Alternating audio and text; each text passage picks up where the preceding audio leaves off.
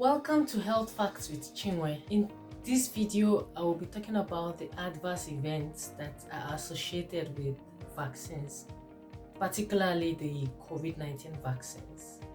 In our previous video, I talked about the side effects of vaccines, and if you haven't watched that video, you need to do so. I will drop the link in the comment section and also in the description section. So in that video, I talked about side effects. I talked about how side effects occur and the mechanism behind side effects of vaccines and how often they occur. And most times it is even though it is unintended, but it can be predicted.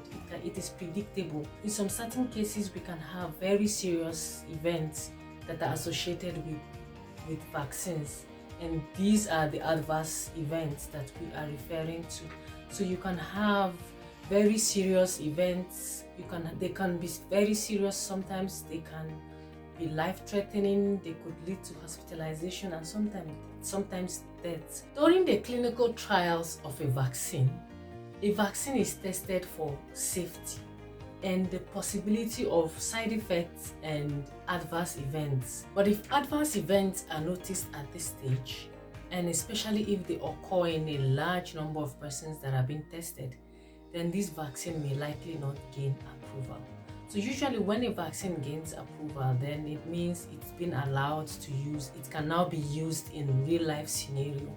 Now, unlike the clinical trial stage where it was used in thousands of persons, in the real life scenario to now be used in millions of people. When vaccines now are being used in real life scenario, sometimes some adverse events could occur, and these are mostly the ones that were not picked up during the clinical trial stage.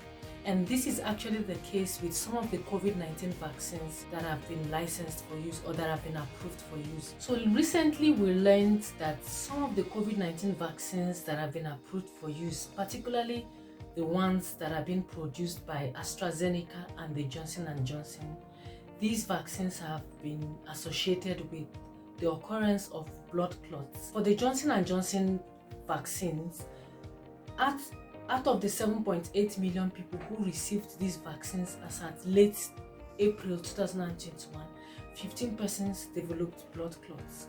And so when they analyzed this, they discovered that this risk is like 1 in 1 million persons. And apart from that, these blood clots were found to have occurred mostly in women that are aged between 18 and less than 50 years old, so meaning women who are in their reproductive age. Now, one other interesting fact about this investigation is that the risk of getting blood clots from this vaccine is actually lower than the risk of getting blood clots even without the vaccine. So people can develop blood clots even without taking the vaccines, and this risk is way lower than in those persons who just develop blood clots. Apart from that, women who are on contraceptives would also have a risk of developing blood clots. Although this is rare, this also happens less commonly, but the risk of getting blood clots from these vaccines is lower than the risk of getting blood clots from the contraceptives. And know that women are still taking contraceptives. So this just explains how the risk-benefit analysis is being done, and because at this point the public health authorities are of the opinion that this is a rare event, and from this analysis they have advised that countries should continue to administer this vaccine. Women who are within this age group should also be aware of the possibility of this event. Remember that it is rare, but that they should be aware of this and that they should discuss with their healthcare provider. I'll bring you updated information as this evolves. Let me know what you think. Let me know if you have any questions or if you have any comments, or if you seek any clarifications. Feel free to drop them in the comment section and I'll respond promptly. And if you found this video informative, please don't forget to share with your friends. And if you're just watching this for the first time, please don't forget to also subscribe to my channel and click the notification bell so that you are automatically notified each time a new video drops.